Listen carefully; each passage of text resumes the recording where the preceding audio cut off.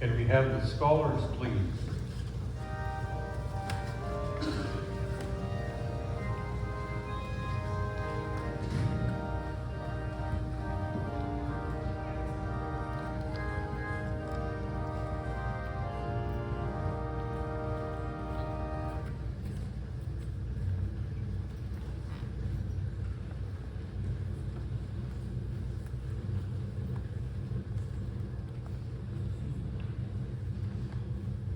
Good morning, scholars. How are you this morning?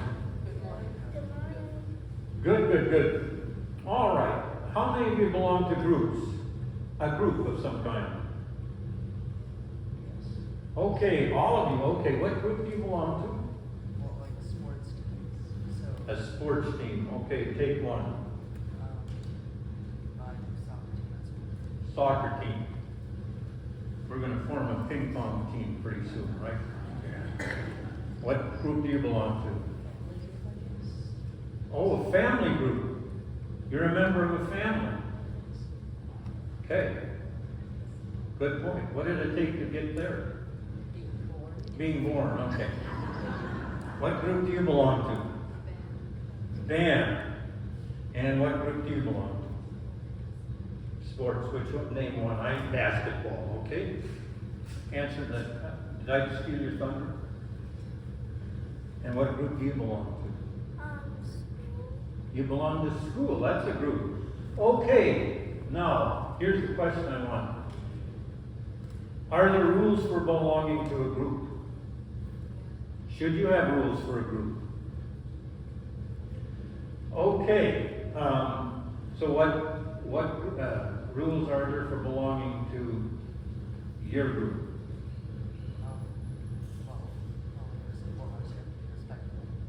You have to be respectful. And what group was that again? Soccer. Disrespect to who? Anybody or the other team or him? Anybody. So if you got mad and showed disrespect, you'd be kicked off the team. If you did it repeatedly. And probably depended upon how high a scorer you were. Sometimes it makes a difference. And what do you have to do to remain a member of your group? I guess stay alive. Stay alive.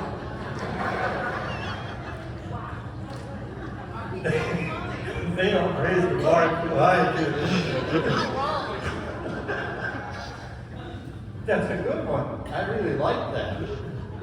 And what do you have to do to be stay a member of band?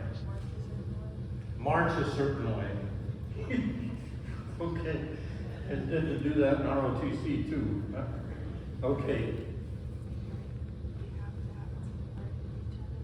You have to work with each other. You have to practice.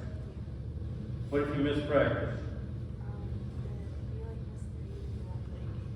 Oh, if you miss practice, you can't play a game. And what do you have to do to be a member of school? Respectful and responsible, and don't break the rules of the school. Respectful, responsible, and don't break the rules of the school. That's really good. Okay, now, or should there be, this is a question that I think about for a minute. Should there be rules for joining this church? Yes. Okay. All right. I'm afraid to ask, but go ahead.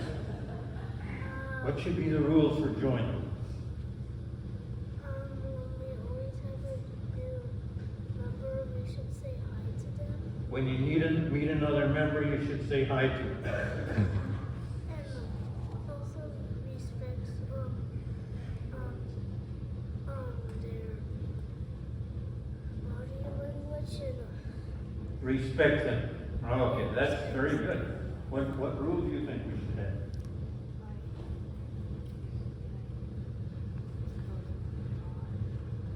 You have to what? Believe in God. That's a pretty good one. What?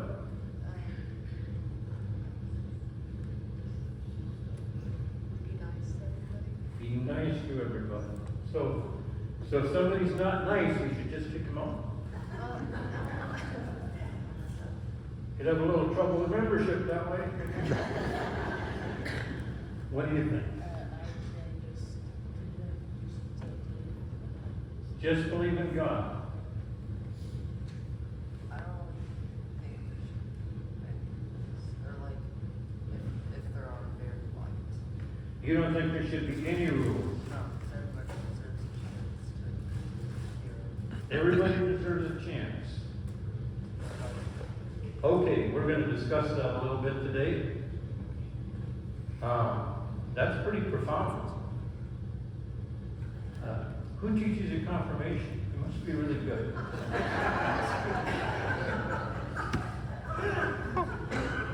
God always leave room for a little self-adulation, right?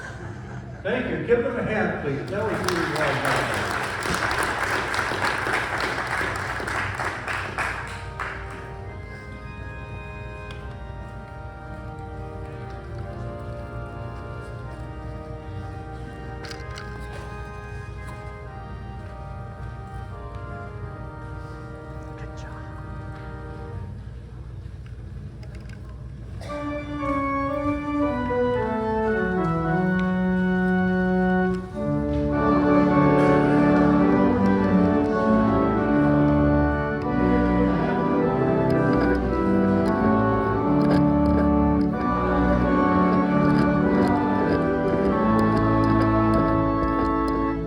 Gospel is written in the 13th chapter of St. John, beginning in the 31st verse.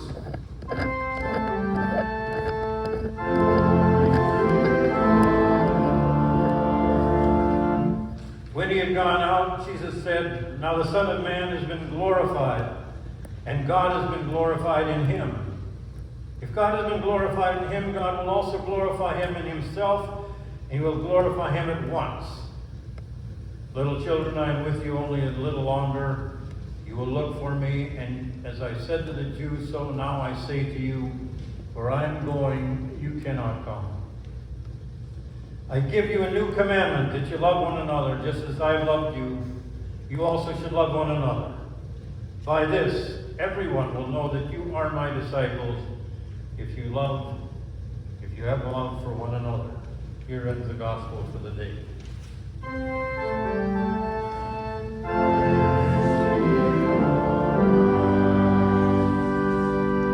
Please be seated. There was a film that came out last year in 2021 entitled Belfast.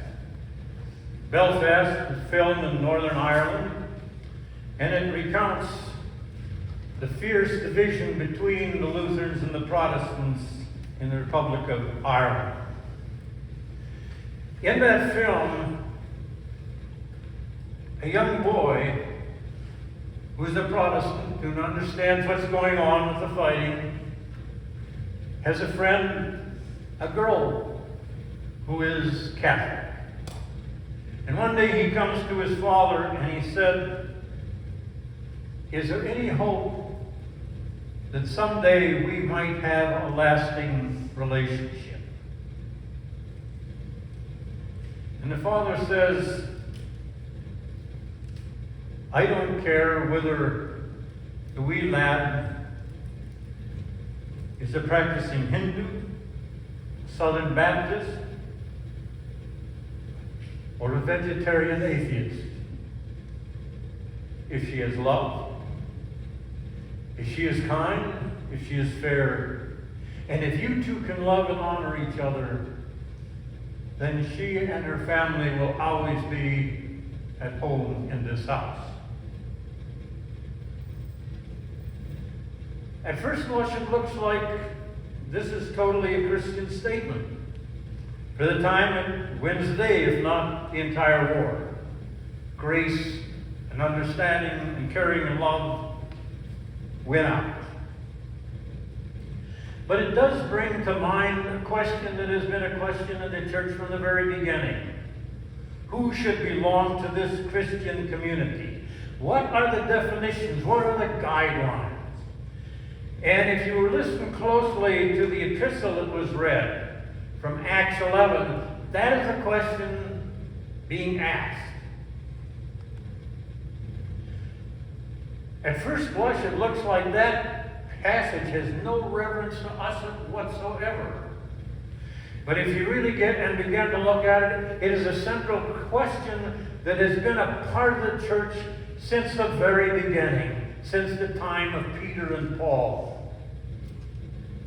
So let me explain a little bit what's going on. When the gospel began to be preached, Peter and the apostles were told, first of all, to go to the Jews, the Hebrews, and to witness to them. But then he was told to go out from there. One of the things the apostles did is said, we're going to minister to the Jews, and first of all, you have to be a Jew, and then you become a part of the Christian church. The men have to be circumcised. You have to have a kosher diet. There are some 600 to 700 rules that all of you have to participate in. And oh, yes, then we add the worship of Jesus and the celebration of Jesus and his crucifixion and resurrection. And then Peter, as he's preaching this, and he's differing from Paul is out there saying, you don't have to be a Jew first. This is a new thing, a new place to worship. You don't have to have 730 rules before you can join this organization. This is a group of people who celebrate the resurrection and the fact that the Messiah has come. They get together in Jerusalem for a council. They argue about it, Peter and Paul. They agree that they need to disagree, and Peter will remain talking to the Jews first, and Paul can go out there to the rest of the Gentiles. And then Peter has a vision. And he is shown all kinds of animals that are unclean. And this voice comes to him and says, take and eat, Peter. And Peter says, no, I won't. That's a basic rule that I'm abiding by. And I am perfect in my observation of the rules. It's unclean. And the voice says, there is nothing unclean in my kingdom. And then in the morning, 3 people come to Jesus, or come to Peter. And they say, we're Gentiles. But somebody sent us to you and said that you can come and minister to us. We are not of your group. And Peter looks and says, they're asking me to come and minister to them. They're Gentiles, they're unclean. But he remembers the voice. He remembers the voice. There is nothing unclean. And Peter said, I have this vision. And suddenly, the world opens up for Peter. And the center of his worship is not the observance of a number of rules, but a commitment to Jesus Christ. So that opens up the question, what are the rules? What is required of those of us that want to be a part of the church? We've been asking that here for 20 centuries. What do you need to be a part of the Jesus community? What rituals do we have to absolutely observe? What is the level of commitment that we have to have in terms of our worship? And how generous do we have to be in our contributions, in our giving? And then there are the less churchy questions. What attitude do you have to have toward guns, abortion, racism, science, education? Can we vote for that man and still be a member of the Christian church? And who is it that makes the decisions for us? Scripture? Tradition? Church doctrine? And whose interpretation? The bishop? The traditional church? The individual in the congregation? A church council? Who tells you what is absolutely essential for being a part? In our text from Acts, tradition was upended. We can hardly argue with Peter. After all, he had a visit from God himself, who told him what he should be doing. But what happens in the church when one person hears a voice from God and that differs from another in the congregation who God told them something different? How do we get a community that worships together? And how do we establish rules when all people respond differently to this gospel? Well, we know the extremes, right? We know those churches that are really radically well-defined of who should belong and who shouldn't, and who define the rationale for exclusion and inclusion. I could not be a part of a church that restricted communion and said only the members or a special group can participate in the Holy Sacrament. That goes against my very grain.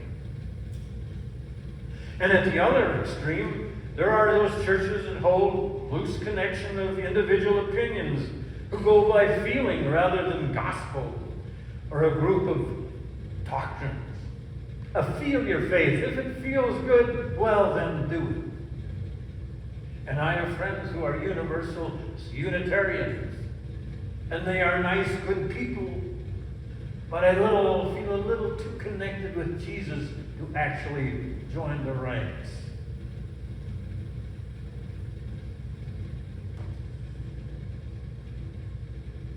Church that draws tight lines and restricts membership really closely needs to be reminded of the need for flexibility, forgiveness, and reconciliation. But what about the church that has no rules, who draw no lines? Can we reduce a church to a belief system that has no belief or system? In the musical Hamilton, Hamilton is arguing with Aaron Burr. And Hamilton asks a very, very poignant question. Burr, if you don't stand for something, what are you going to fall for? And we need to ask this church, in the church too. There is not a single day that I don't wonder what the guardrails should be for inclusion in the church. But I know there should be something. In the movie Belfast, the father says to the son, it's not totally inclusive. If this wee lad is kind and fair and loving, and you can honor and respect each other, then they are always welcome in my household. Fairness and kindness and honor and respect. Well, that's a big if. It's a very big if.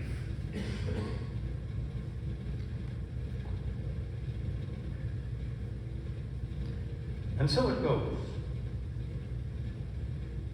I take comfort in the fact that this question has been argued from the very beginning of the church with people as significant as Peter, chosen apostle, and Paul.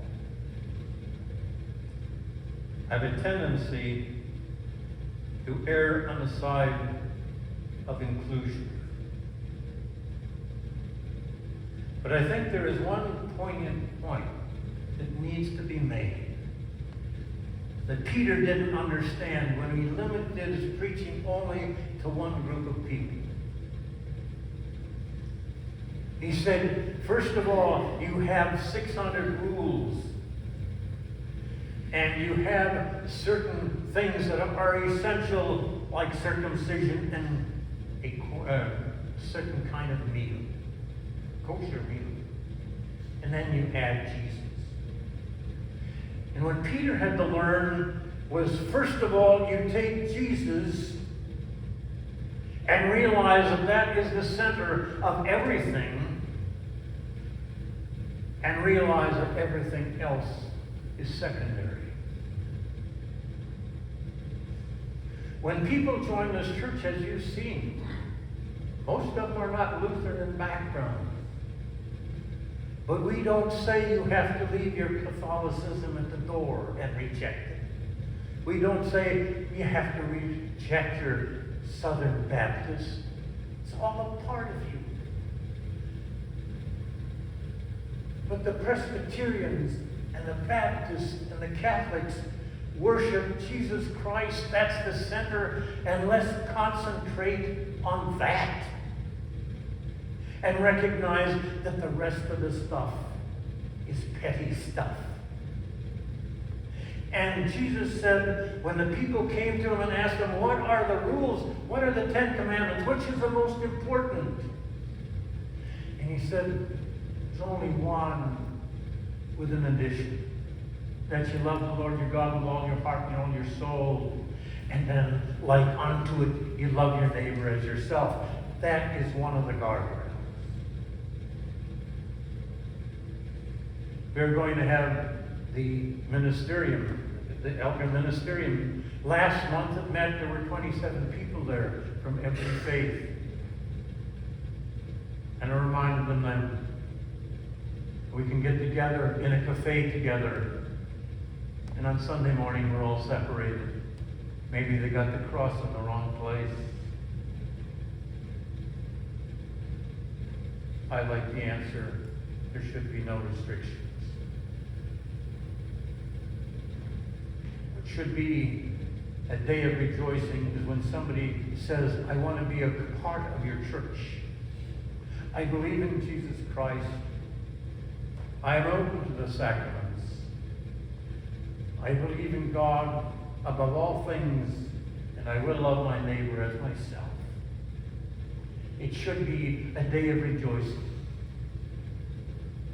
Not another day to take a test to see if you are worthy to belong. I think that's what really Revelation is talking about in a new world. It says, the home of God is among mortals. He will dwell with them, and they will be his people, and God himself will be with them. Then he will wipe away the tears from your eyes, and death will be no more. Mourning and crying and pain will be no more. For the first things he passed away, and Jesus is Lord in your life. Who should belong? Peter learned in chapter 11 of Acts that everybody belongs. And may that also be our realization. Jesus first. And if you want to add the rules, make them flexible. Amen.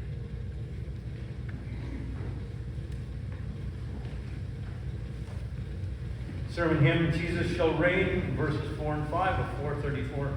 Stand as you are able.